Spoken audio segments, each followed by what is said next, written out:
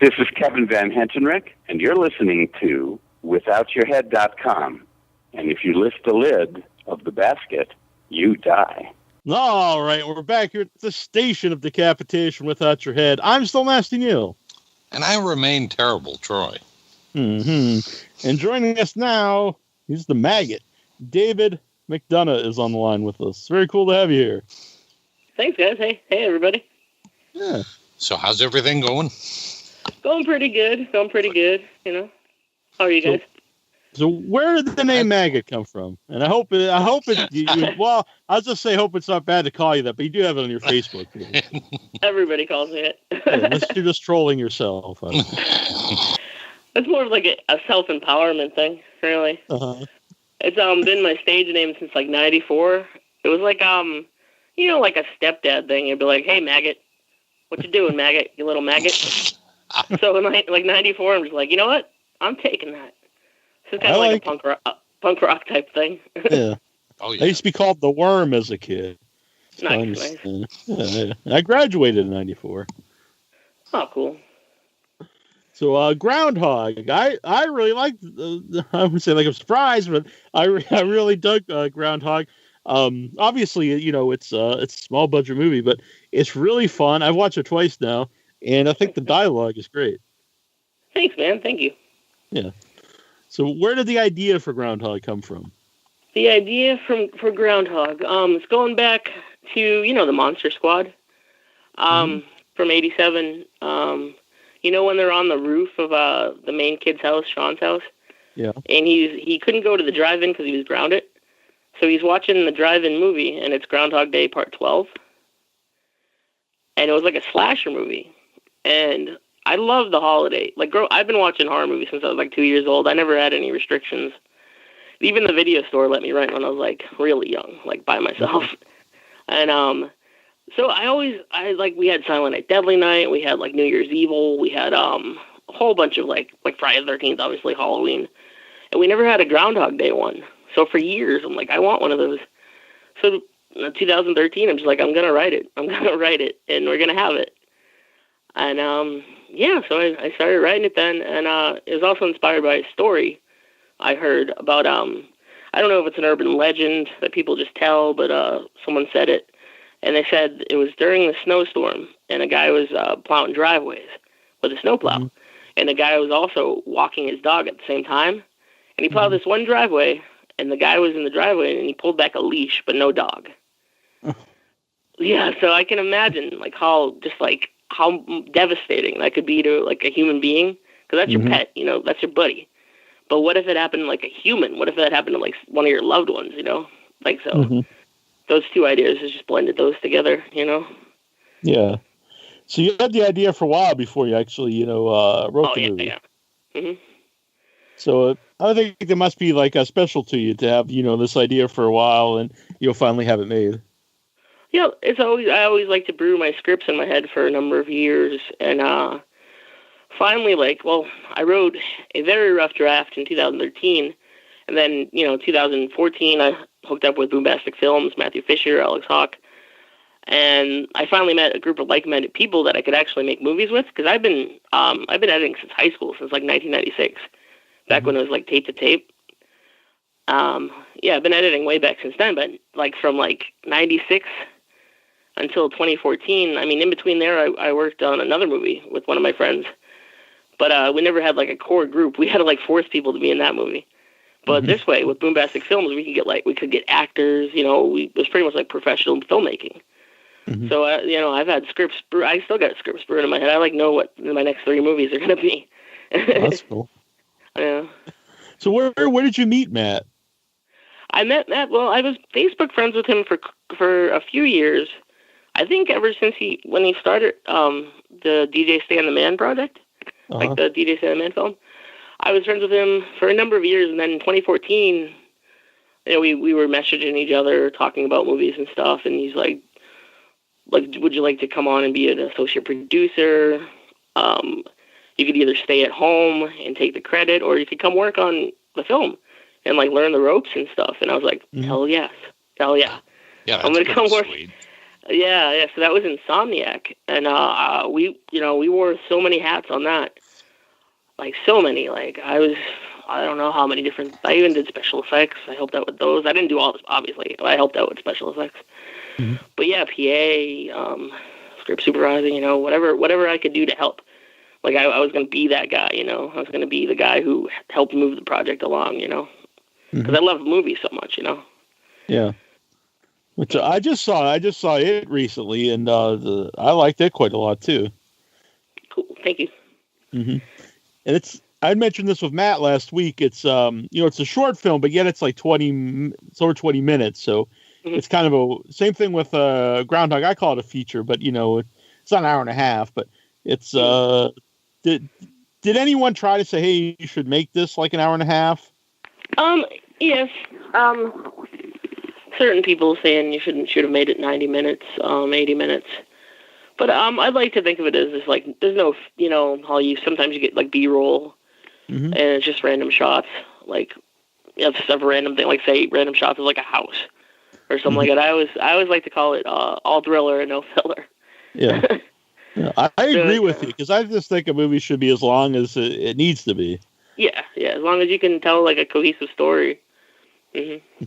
Yeah, otherwise, like you said, because I've watched lots of movies where it's clear they've packed stuff in just to get like an 80-minute or 90 minutes, and a lot of it's not needed.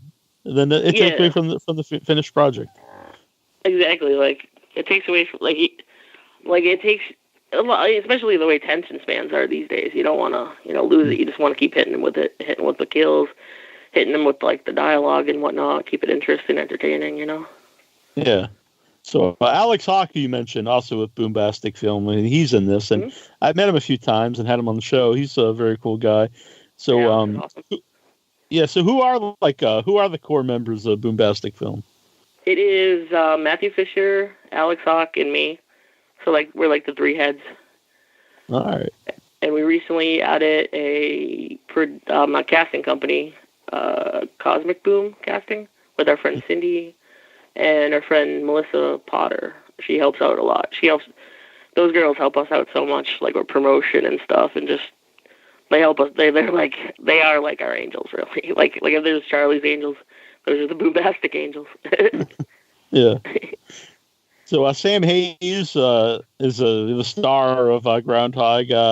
What made you think he was like good for the lead? Oh, Sam is just he's just a very theatrical guy. He's got so many layers, and we actually had a couple more people that were. I think Sam was going to come on and do some lighting and be a grip or something like that, and then it kind of just those people dropped out and. It just kind of clicked in my head. I just kind of saw the potential in Sam, and I was very pleased with the turnout. I am too. I always like him. Thanks, man. He's got like 3 layers. He's like an onion. You're like, I see a potential killer here. Yep. And James Balsamo also in Groundhog, and he's always very fun. He makes very fun movies, and it's cool to I don't see him in other people's movies too often, so it's cool to see him pop up in Groundhog. Yeah, James is awesome. He's like such a professional. He gives you so much to work with.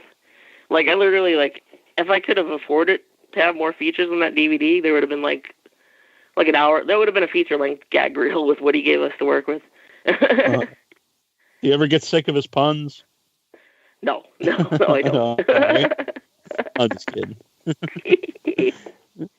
So what was the Sunday sex act? Is that something you wrote for him, or is that just something James is into?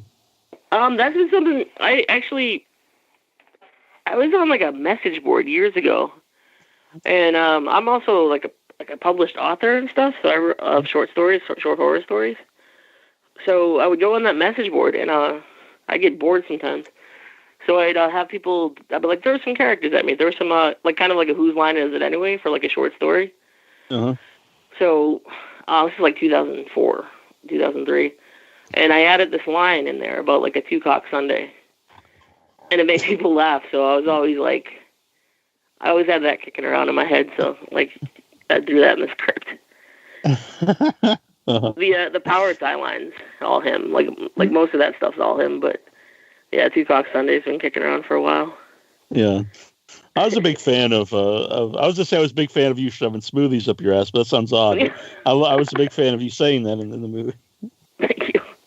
I know that. Yeah, that line's a big hit. That was like me on No Sleep, first time doing a feature on my own. With Matt assistant directing, but kind of like taking the lead, reins on my own. No Sleep, and just kind of improvising to try to make Sam laugh, and he didn't break, so. It totally works in the movie. Thank you. Yeah. Is Walter based on anybody you know? It's kind of like a cross between myself and Kevin Smith, probably. Yeah, I try to add a little Kevin Smith touch to it, kind of like the slacker type 90s type character, Yeah. So you mentioned doing editing for a long time. How did you get into video editing? Was it just something you did for fun and then got into it? I went to my first high school. I went to for the first 3 years, Quincy High. Mm-hmm. We had Quincy College right next door, and they had the trade program. You could do any trade you want, like automotive and carpentry and stuff. And one of the options was communications and television programming. We'd run public access out of there, and we'd also do we'd learn how to lighting and how to run a TV studio and whatnot, make little short movies for grades and stuff. So that's where I really learned the tape to tape, and I took to it pretty quickly, and yeah, so I've been trying to master that craft as technology has changed over the years. Yeah, I'd say it must be a lot different, when things really went digital. Yes. But, I always But it's the same ideas, I guess. Yeah. Yeah, just different tools. Linking the little parts together as best as you can. Mm-hmm. Well, what programs do you use now? I'm using Adobe Premiere Pro 6, I think, right now. Mm-hmm. Mm-hmm. Yeah, that's what I use too. But I don't edit anything very interesting. But I hate editing. So what is it about editing that you like?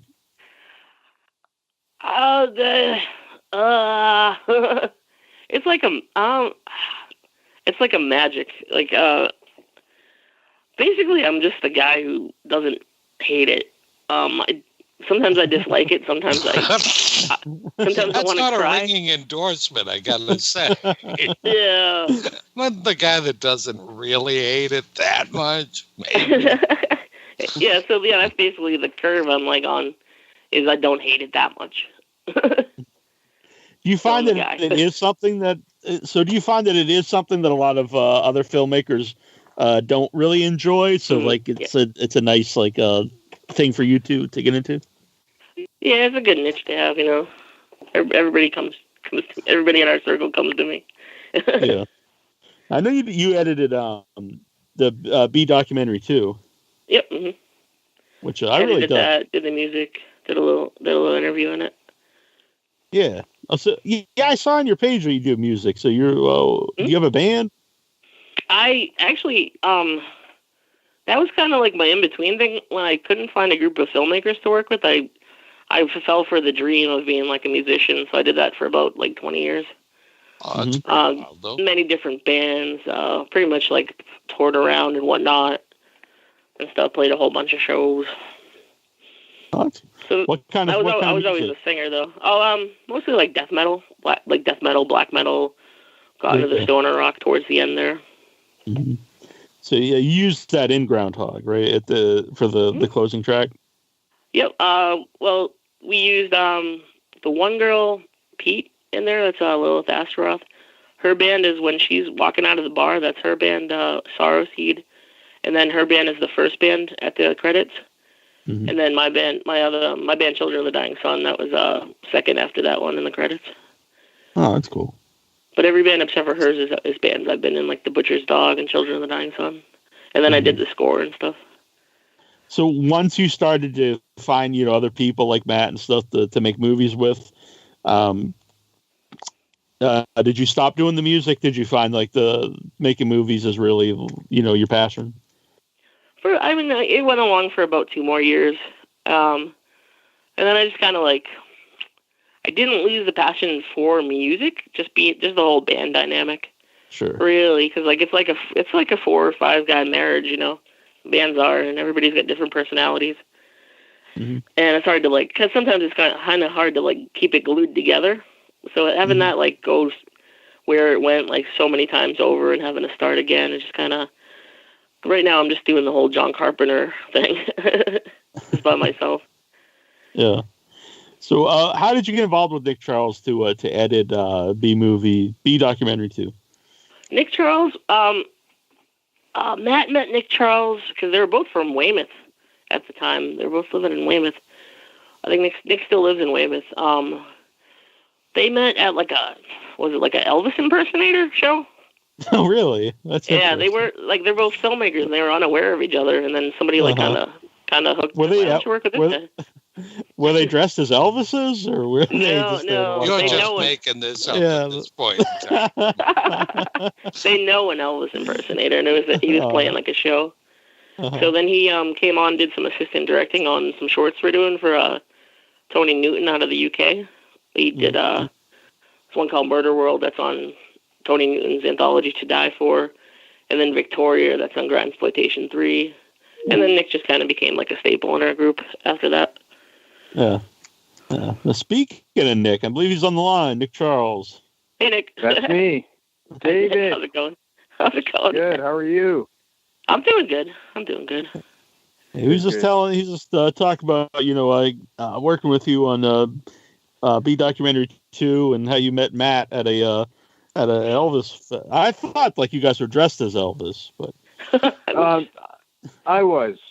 No, we weren't. We weren't dressed as Elvis. No, it was all right. So it was an Elvis impersonator. B Documentary came out, and his girlfriend, the Elvis impersonator, came out to me. We were talking because I used to bring my kids there every weekend. We'd have fun. And she was just like, "Oh, well, I know another filmmaker from Weymouth, and you might want to meet him." So I hit him up on Facebook, and then we all became happily ever after. Yep. And I met this beautiful bastard here, and and David's great. Thanks, man. Yeah, David's so who edited the first documentary? My brother did. Okay. So, yeah, he did a great job, but I think we traveled so much, and I don't know, he just wasn't digging it in the end. It just wasn't for him. Mm-hmm. I can understand. I'm not a fan of the editing process, but it's cool that you guys got together. Yeah, well, he did more than that. I mean, he traveled with me. We did planes, trains, and automobiles, and near the end, it was just like, I don't want to do this anymore. I was like, okay.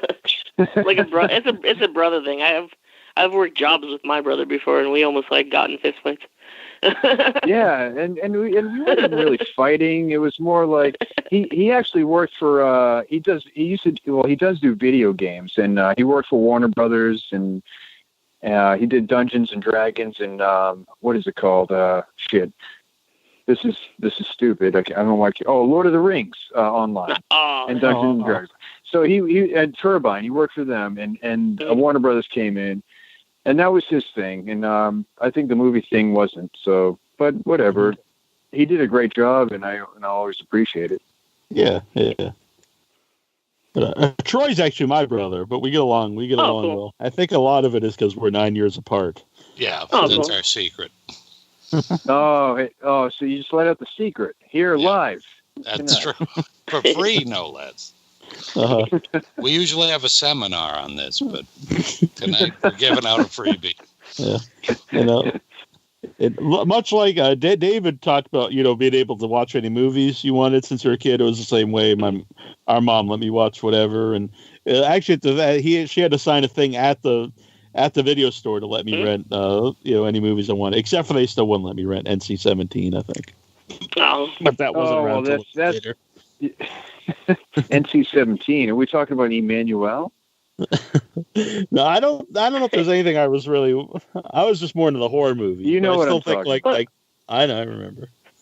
I don't believe Around that time, it HBO would've are been, into like- that anymore. Like Cronenberg's Crash and like Showgirls and stuff. Yeah, they might Showgirls. probably. Yeah, that was that the first NC-17 Showgirls. There was one with dude from Tremors and some French girl. It's like Henry and June. Oh, okay. Yeah, I don't know if that was the first one, but one of the first ones. Yeah. So, David, what were some of like the movies you were watching at that time that made you want to make your own movies? Oh, the first one I ever saw was the original Dawn of the Dead. Mm-hmm. That was on in the living room at my grandmother's house when I was like, I think I would, because my memory is really long. I was 2 years old. Everybody was in the kitchen talking. All the adults were away from the TV, and I walked in. It was on HBO, and I was like mesmerized by like the color of the zombies, like the grays and the blues, and mesmerized by the color of the blood and the gore and stuff. And it was almost like there was a tractor beam dragging me to the television. And that's how I like found Hellraiser and whatnot when I was a little bit older, and like Rawhead Rex. Also grew up with the Monster Squad, Garbage Pail Kids movie, Howard the Duck. Anything Fred Dekker, Night of the Creeps, anything George Romero, anything Clive Barker. Pretty much all those for like Fright Night I saw when I was really young. Friday the 13th movies, the original Night of the Living Dead, the Savini Night of the Living Dead. I saw Freddy's Dead in theaters when you could see it like 3D at the end. Yeah, and Freddy Vision, I believe. Yeah, Freddy Did you wear the 3D glasses? Yes, yeah. Well, the thing is, I was trying to wear the things the whole time. I did Right. too. All right. Yeah. I'm not the only one. All right, cool. Yeah. I got that, and I'm sitting there like an idiot in the beginning of the movie. I'm like, I don't see anything. It's like the last 10 minutes. Yeah, I did the same. I went and saw it at the theater too at Freddy Vision. I don't know what the cue. Did it tell you like on the glasses or something? Oh, it's when she puts the screen. When she's sitting on the couch, she's laying on the couch in the Yaphet Koda, what's his name? Yaphet.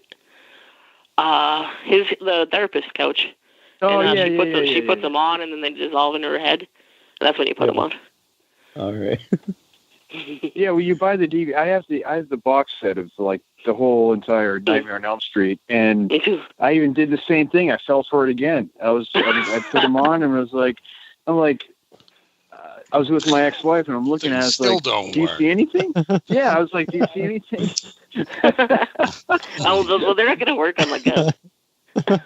Well, Nick, if you watch it again, try the glasses again. Maybe they'll work the third time. You know what? I'm gonna start from the beginning of the film, and I'm gonna see what happens. Start from Maybe the it'll be previous film. You watch the Dream What, Child. Freddy's Son or whatever it is. Part I five. don't remember. I'm just gonna put them on through every single For film. every movie. One of these is going to work for some movie. The Godfather is going to be in 3D. Watch it for the French remake. Vision. You want to jump out the window. It's in the room with me. No, get it out. I remember when I was a kid when the 3D movies were. I don't know. Do you guys remember like Channel 38 and 56? Yeah. The and then heat like is on Channel 38. Do you remember that? Oh, God, yeah. That was years ago. I was a kid.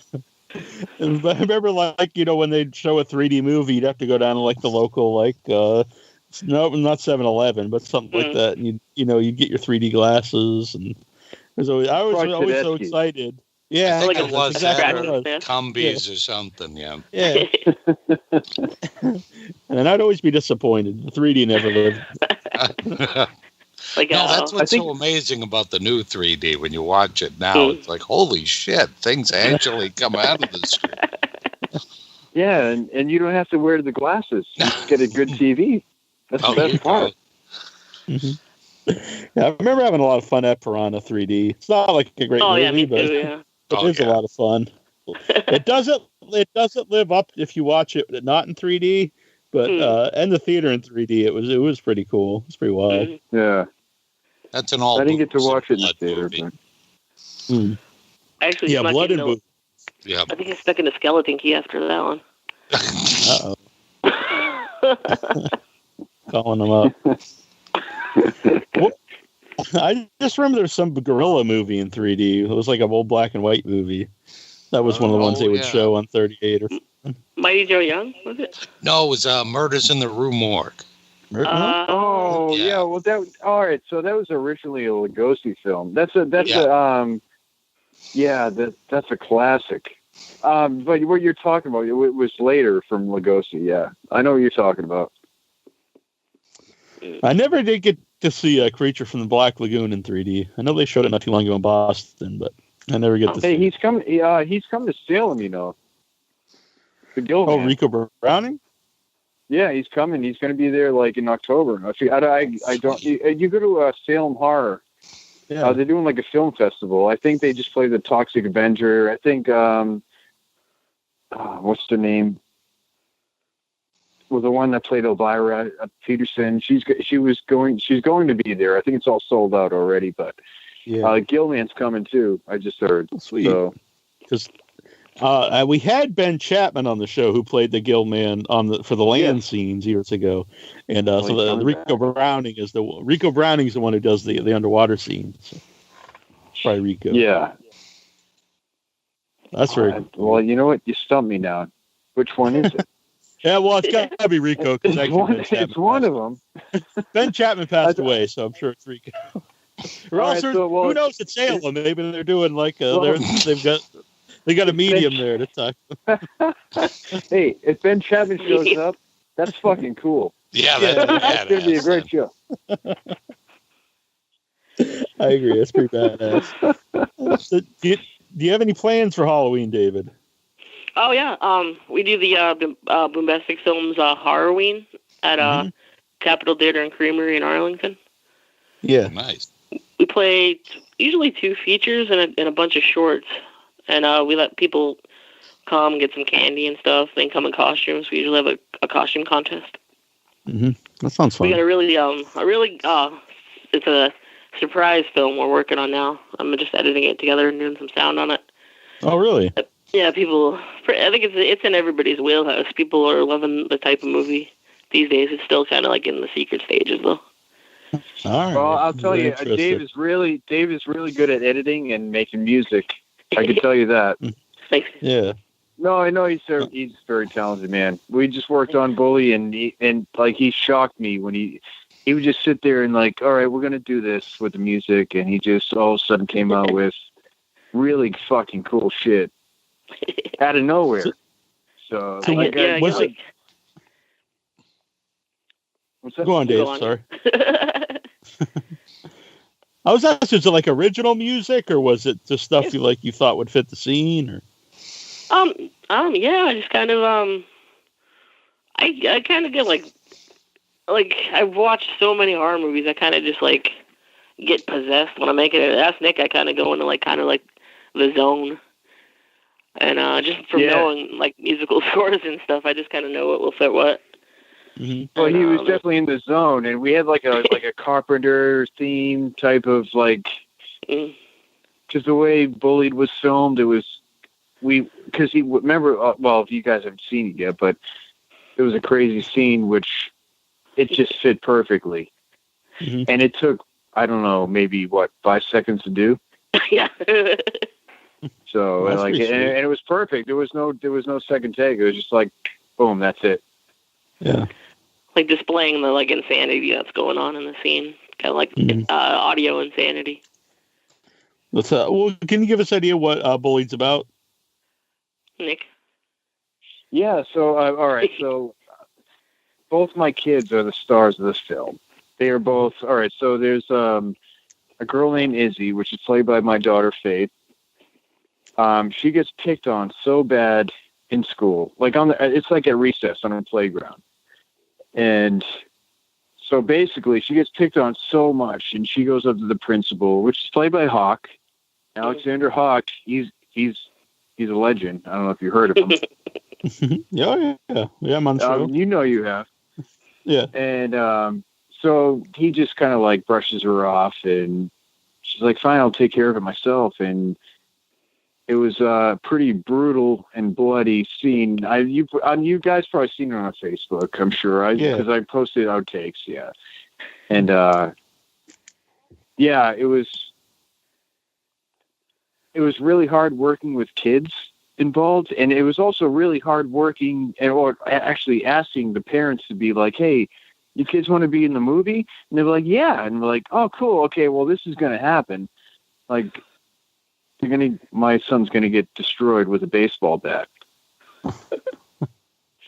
And they're like, "Oh, I'll get back to you." And they never showed up. The ones that did come were very, very cool, though.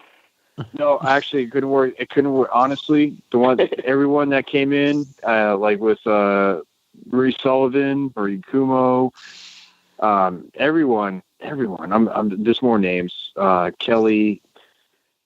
Everybody did great, and their kids did great, and not one of them. Like, when you think about like directing kids, you're like, okay, you getting prepared for the worst.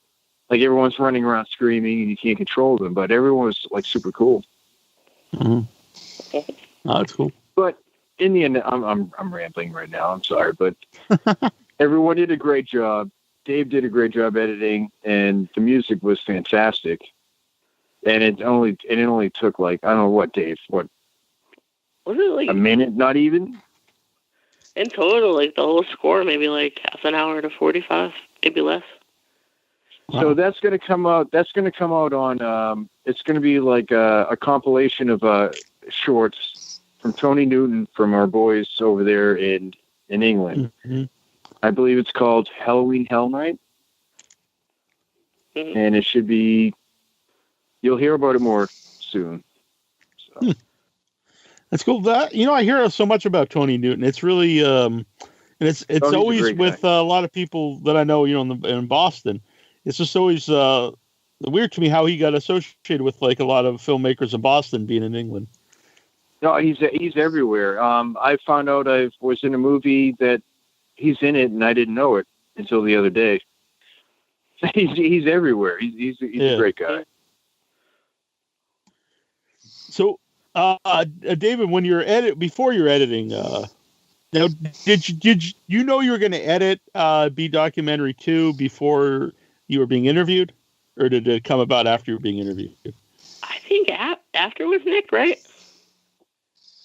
No, I asked you. Oh no, wait, yeah, before, yeah. And I asked you to be a part of it too. Yeah, I remember now. All right. Yeah, what was that experience like? All right. So, what was the experience like, though? Being interviewed for the documentary.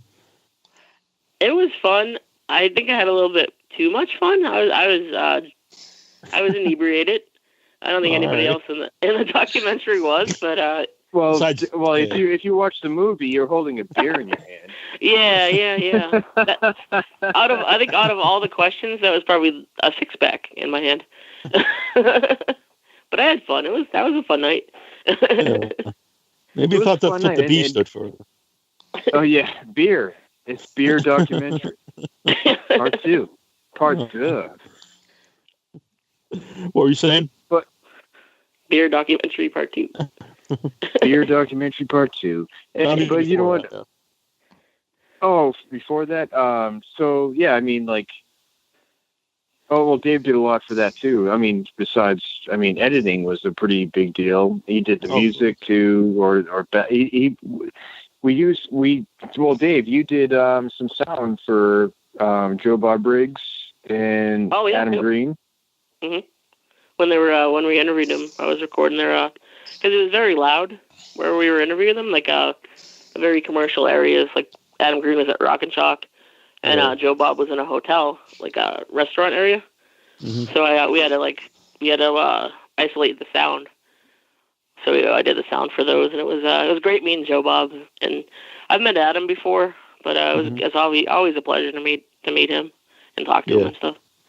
Yeah, it's interesting. Those I think are the only two guys in the documentary that suggested you go to film school. I think everyone else said to. I'm not saying they're right or wrong. I'm just saying it was interesting because pretty much everyone else said just go make your movie. Yeah. I don't know. Everybody has a different way of doing it. I went to film school, but I fucking dropped out quick. I did. I mean, it's like $80,000 for 2 years, and then I started meeting people like, hey, well, you can do this, and you just got to kind of like promote your work, even if it's just flyers or. Well, when I went to college, there was no social media, there was no Facebook, there was nothing. But nowadays, I mean, you can do. Honestly, you should go to college and learn just writing a script or just writing. Just go there and also have a backup job as well, because you're not going to fucking make it in life just filmmaking. I think we all know that.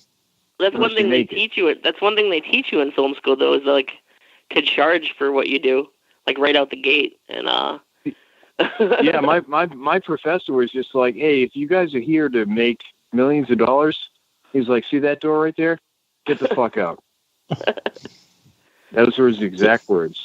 Yeah, I think I would have maybe I would have started making movies sooner if I had gone, but I'm glad that I didn't get into it like I am now until I was in my 30s, because I believe when you're in your 30s, you actually have like stories like worth telling, and you've lived a life, you have experience in life.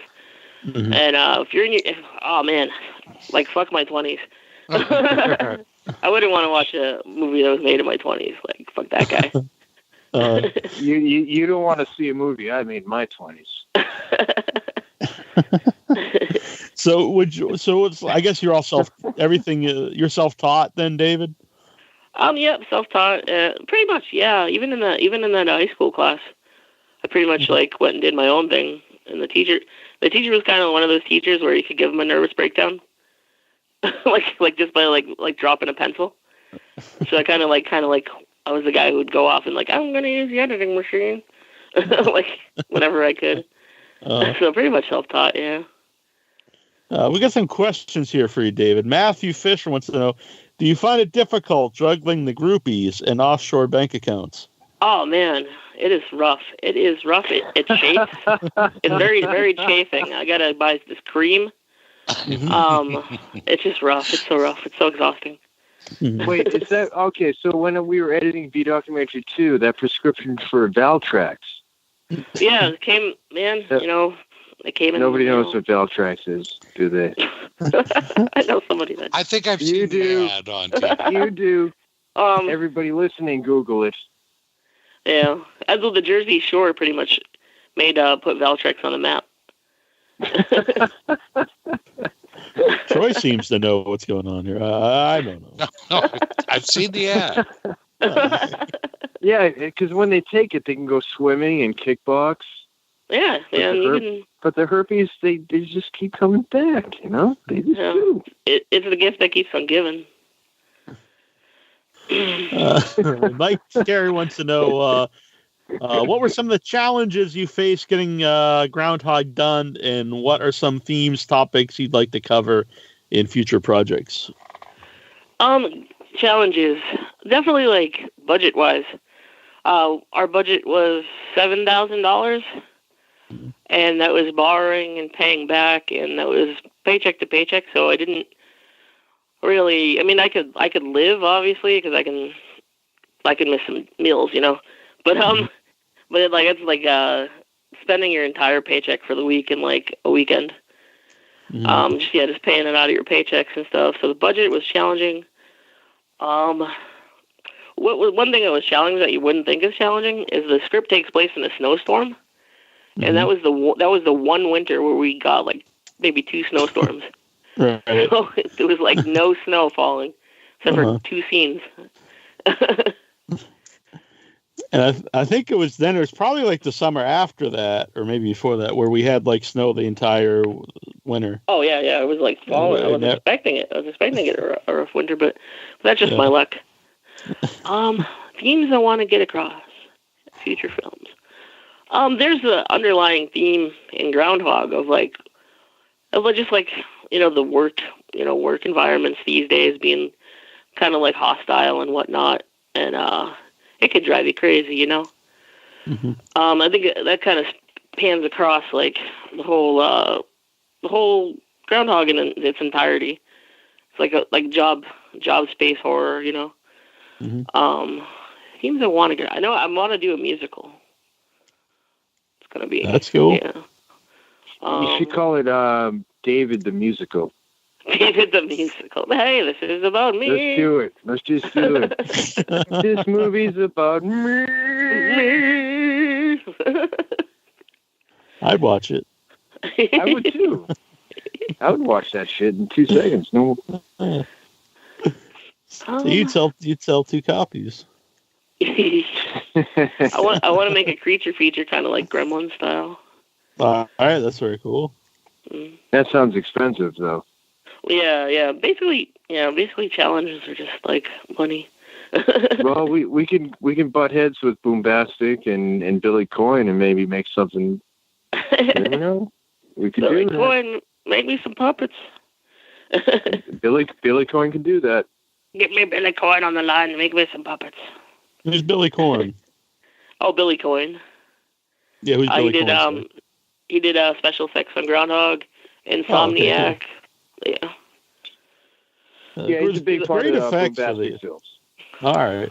There's a great effects for the for the like the flash or the dreams, I guess, of the dead girlfriend. Yeah, Not to spoil the movie. Yeah. You know what he used for the guts for like the intestines? Yeah, he's got his own secret. All right. We got to get Billy on the show. I don't know if he'd spill his secrets. But Oh, he spill his guts. he might spill his guts. Well, we used those intestines for your zombie movie. You remember? Well, those intestines, multi-use. It's all about multi-use. It's all about what special effects are kicking around. I think we used them in like 4 different things. Everybody was all made up, and here's this tasty Irish-looking dude, which is me, covered in blood, and I'm like eating intestines, and that's the same intestines I believe that was in Groundhog, right? Yes. Yeah, that's actually another thing. I directed a short for one of Tony's movies. It's a zombie anthology called Z, and I believe it's coming out. It's coming out soon. I did a short called "The Lonesome Death of Tub of Guts." It's like a pretty gory zombie short. I like it. I like the name. Thank you. Check it out here. I like the zombie here. Nick's pretty good. I think you make a you good should zombie. see me. I killed it. I was the first AD or second AD, right? Too maybe. I don't know. Yeah. That was a fun night. It was a great night. That was a good fun night.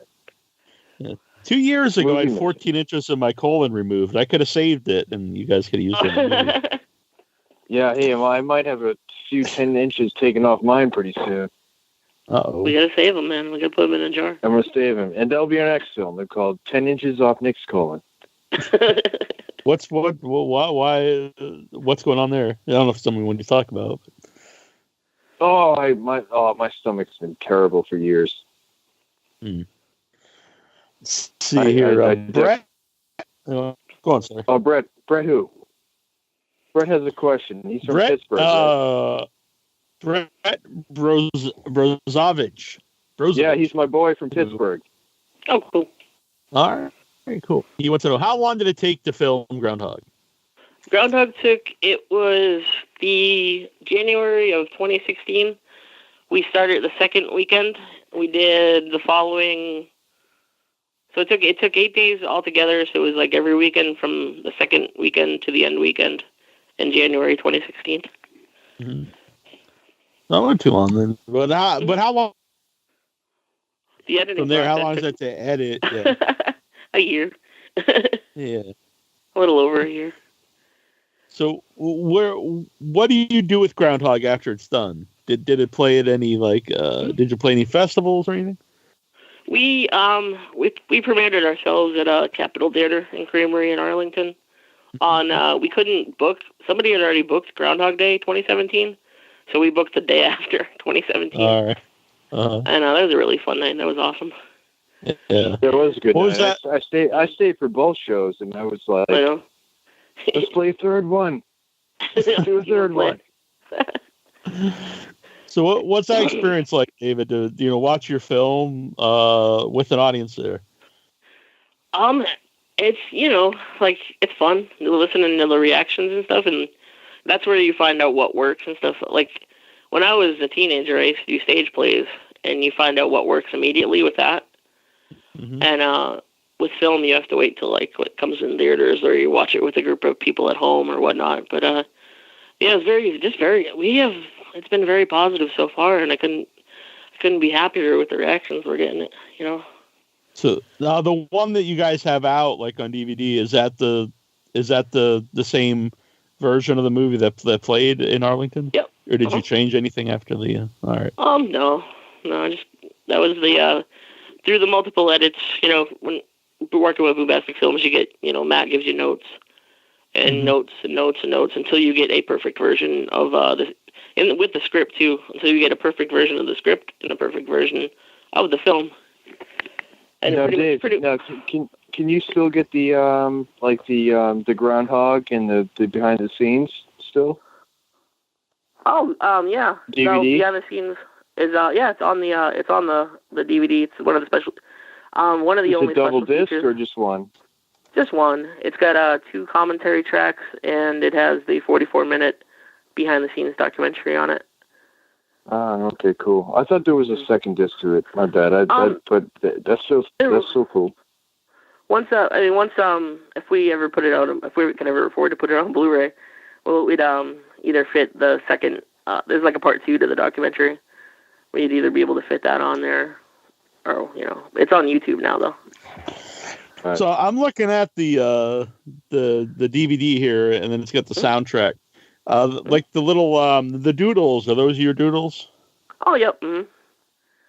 I like to make different drawings for every soundtrack. That's very cool. Mm-hmm. So where can you get that? Where can you get the Groundhog? You can get it from us. Just contact me or David Maggot McDonough on Facebook. Shoot me a private message and whatnot, or contact Matthew Fisher on Facebook, or Alexander Hawk on Facebook. Pretty much, just get it through us. We're just self-distributing it. Yeah, that's cool. You can buy it from Nick, like in an alley. Yeah, you can get it for Nick's got a like a bootleg box. It's I have a ton of them. I've been banking. I've been sitting here selling all these Groundhog DVDs, and I'm like wiping my ass with $100 bills every day. I see the gold rings. I see the gold chains.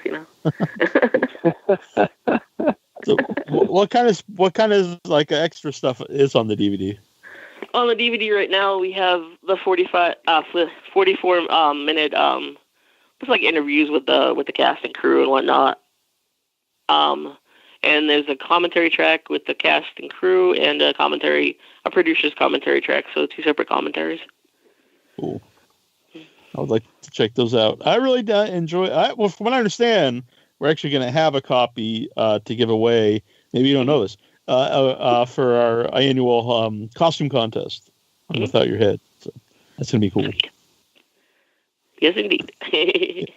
If you're not going to win, you can go buy yourself a copy. Well, can I dress up? I'm gonna do it. You can do whatever you want. I'm gonna win this one, even though I own it already. I have it already, but I'm gonna dress up and win it. Yeah, well, there's also the bragging rights of winning the costume contest. It's fun winning things. Yeah. It's just fun having your picture up there. Are either of you guys gonna dress up for Halloween? Oh yeah. We'll be at the that Halloween all dressed up. Yeah, I'm gonna be I'm just gonna come up as myself, and it's pretty scary just alone. I don't even need to dress up. I think I'm gonna win. Man, do you know what you're gonna dress up as? Charles. I won't be able to tell you apart. Do you have any idea of what you will dress up as, David? When I dress up, I usually do the Michael Graves makeup. When he was in the Misfits and stuff. Mm-hmm. Nice. The skull makeup. Gotcha. Pretty cool. Troy, do you know what you're dressing up as yet for Halloween? Troy? still with us? Troy, you there, Troy? Probably called him when he's probably. I know his dogs were barking early. He's probably watching the dogs. So he take care of the dogs. That's okay. Yeah, we'll let him pass this time. So, Nick, besides yourself, do you think you will dress up as anything? Well, it's going to be. I'm going to try to make it there because I have to take my kids out trick or treating. Yeah, that's like our night, and I missed last year's unfortunately because I'd be there in seconds. There's no doubt about that. If we're done early, I will be there. Mm-hmm. If I could dress as something, that's a tough one. I might just dress up as myself because I'm so fucking cool. Yes, how about Neil, you're supposed to laugh, Neil. Jesus Christ. Don't leave me hanging. I've actually been a Halloween costume, so. Hey, the dog's done barking? They are this time. You know what you're doing this year, Troy, for Halloween? What you're dressing as? I didn't know if you wanted to do like a double whammy type thing or if I'm going solo. Whatever. You guys going to go to Arlington or like what are you doing? What are you guys doing? Well, Matt did invite us, and I'd like to go, but I'm also flying to Buffalo, I think, like the next day, so hopefully I can make it. You got stamina. Wow. You're young enough. You can do it. That's true. It's us old bastard you're going to watch out. He invited both of us, Troy. Oh, okay. Yeah, a couple of years ago, Troy, I was the Penguin, and Troy was the Riddler. Nice. I have a whole bunch of Batman masks. I should be back. Hey, why don't you guys do that, and I'll come up as I'll just show up as the Catwoman. All right. We'll do that. If you go, I'll do it. All right, maybe we'll do. Neil. All right, we didn't shake hands on that one. We didn't pinky swear or anything. I take that back, actually. Did you say kinky swear? Kinky swear. I'm down with that. But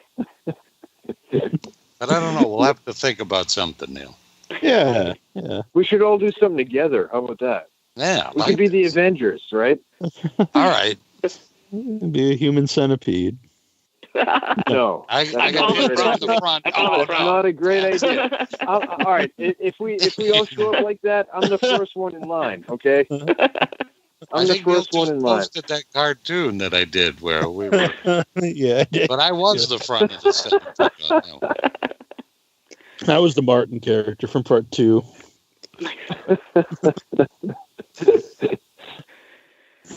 with like a roll of sandpaper. I did host a Human Centipede, the trilogy. It was like, what was it called? It was anyway. They were showing all 3 of them. I forget what they called it.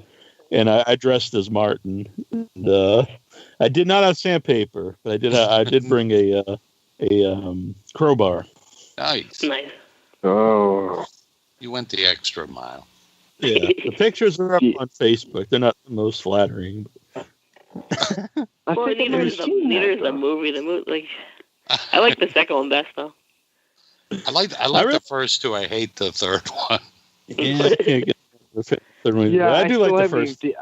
I haven't seen the third one yet. The first 2. I mean, yeah, I didn't really get into the third one very well, but yeah, the first 2 were.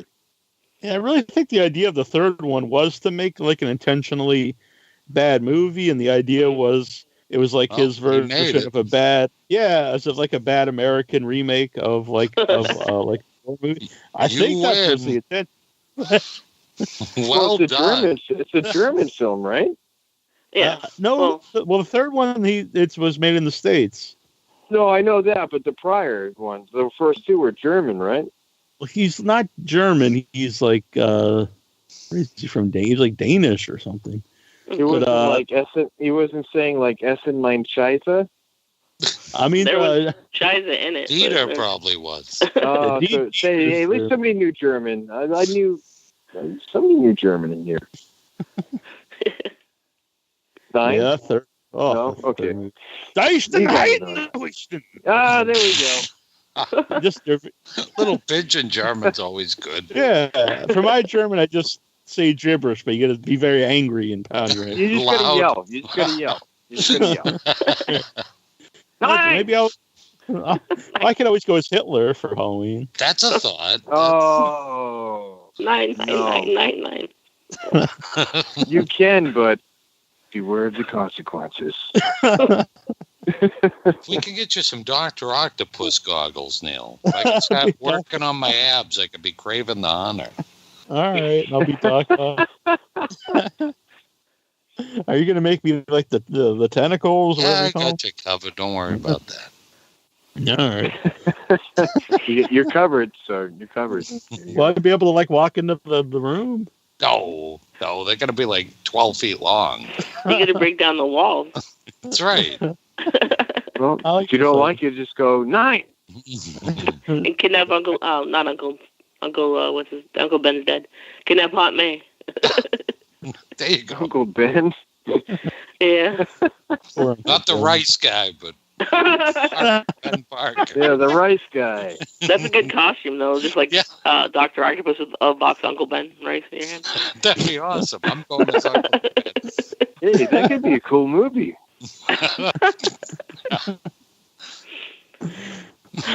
Now we know what next movie you guys are making. That's right. With great rice comes we can call it Uncle Ben's Essen Mein Scheiße Rice.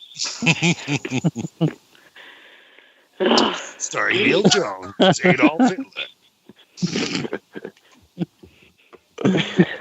I'm sold. All right, I thought you would. I'd watch it. I was still thinking, though, sometime we could do the Uncle Creepy and Cousin Eerie. I think that would be good. All right, that works. I like that. Like that one. It's good. Need a Vampirella, though, if anybody wants to volunteer. Nick. Yeah, that's what I was saying. Wait, did you say Manny? If you gotta take a thong, you gotta shove it right up there. All right, let's just do it. Let's start right now. We're going to start right. Let's get our minds together. Let's just do it. There's not a lot of convincing involved here. I know, right? You didn't even twist my arm. It was just like, I'm doing it. It's like, all right, I'm doing it. Well, by the way, where can people get B Documentary 2? Go ahead. I was just wondering, because we mentioned B Documentary 2 a lot. Where can people see it? Right now, it's coming out it's right around Halloween. So, like, DVDs are being worked on now. So, cool.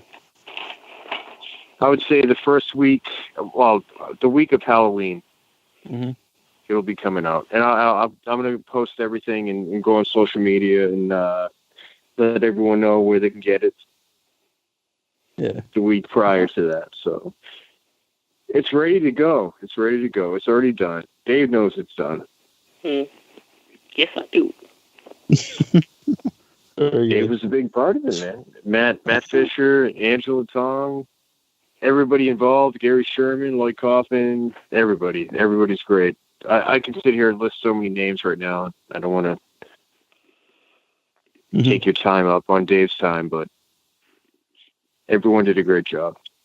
Yeah, I really dug it. That was the first time I saw. It was the first time I saw Dave, and it's very good. I haven't met Dave anywhere that I know of yet. No, not yet. I'm sure we'll meet at some point in time, but it was very cool to have him. I really dug Groundhog, and not just because you're here. I thought it was a really fun movie. Thanks, man. Yeah. Groundhog was great. Groundhog was great. I remember I didn't even know Matt and Dave yet, and I saw them, I saw James Balsamo on a boat coming to Massachusetts, like, going to make Groundhog. And I'm like, oh, cool. And I saw Matt and all them, and like Billy Coyne and Sam Hayes and like everybody, Kissa. I didn't know them yet, and then eventually, it was a pretty fucking cool movie, and I never knew I'd meet any of them. And it's pretty weird. We're all collaborating now, and it's pretty cool. Yeah. Yeah, that's awesome. So Balsamo came over in a boat? He came over in a fucking boat in the winter. He took the ferry, the Long Island ferry. I expected him like George Washington on a boat coming across. I know. Because that would be the balls. I think he had a leather jacket on. He's like, "Hey, I'm James Balsamo. I'm going to do Groundhog," and he's on a boat, and it's in the winter, and I'm not, and he played it off pretty good because I would have been freezing my ass off. Yeah. I don't know. He's an actor. Yeah. He is. I like my version better though, where he's wearing like a powdered wig and stuff. I think He will now. That would have been great. You know, that's how he'll make his next appearance. That's right. You damn skipper. So, how did you meet James, David? First time I met James was Rocket Shock 2013 when he was promoting Cool as Hell. Mm-hmm. Yeah, it was when he was I think he was promoting Cool as Hell, and I met him briefly. And then when I hooked up with Boombastic Films, Matt had got him for a voice cameo in Insomniac, and me and James became like Facebook friends. And I just kind of asked him like, "You wanna come be in my horror movie?" And he said, "Yeah." It's well worth it. It's always fun when yeah. you see James to pop up in anything. Along with being like such a great friend, such an awesome dude, he is a promotion machine. So. Oh yeah. Yeah. Yeah, definitely. No, I really love the cover for the Lich. Yeah. Mm-hmm. I did too, and it's some really cool asshole made that. Yeah. What's his name? It's like Nasty Neil or something like that. Yeah, very talented guy. Yeah, I heard he was a dick. Yeah, he probably I'm is. just kidding. He's a really good. No, I'm just kidding. You're a really good guy, and you should be. You did a great job.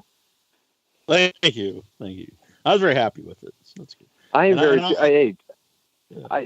it came out really, really, really good. Really good. You should be very proud of that. And then you see me get killed in Cool as Hell too. Nice.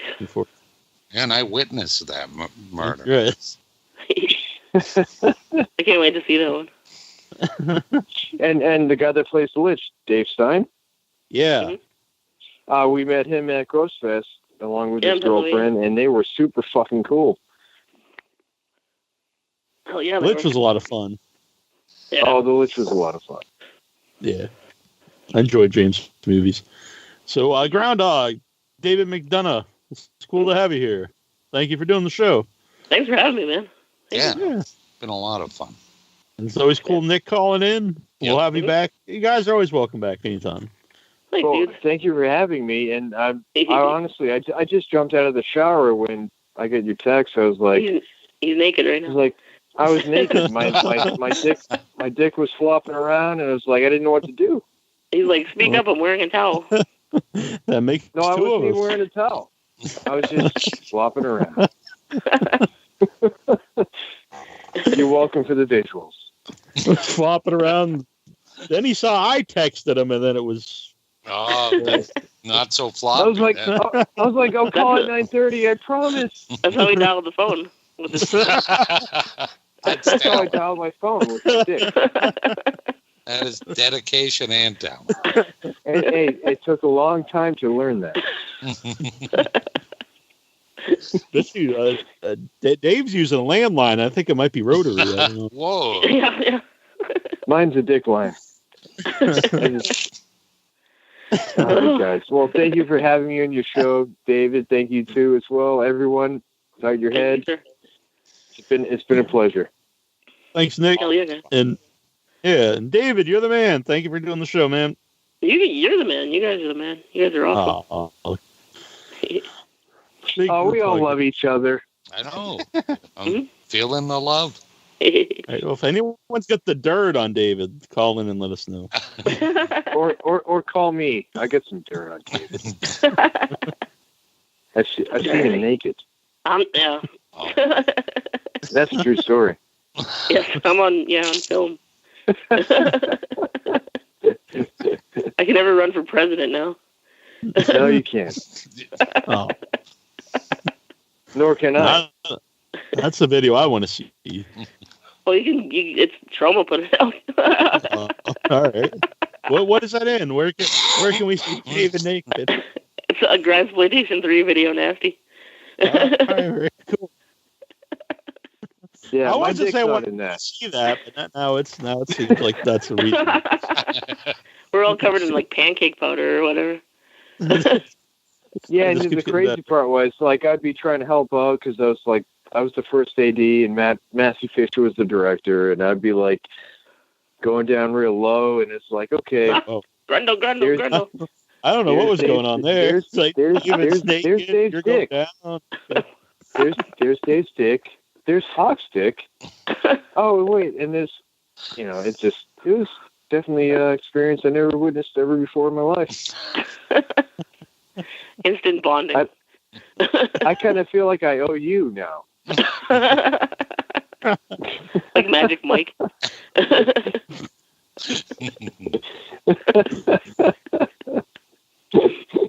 We'll call it Magic Nick. Just leave a tip. Ooh. Just the tip. What tip are we talking about here? Well, we'll leave that up to interpretation. Hopefully money. Oh, yeah. Hi, I am Jörg Buttgereit from Germany, director of Final Girl, the episode of German Angst, and you're listening to Without Your Head.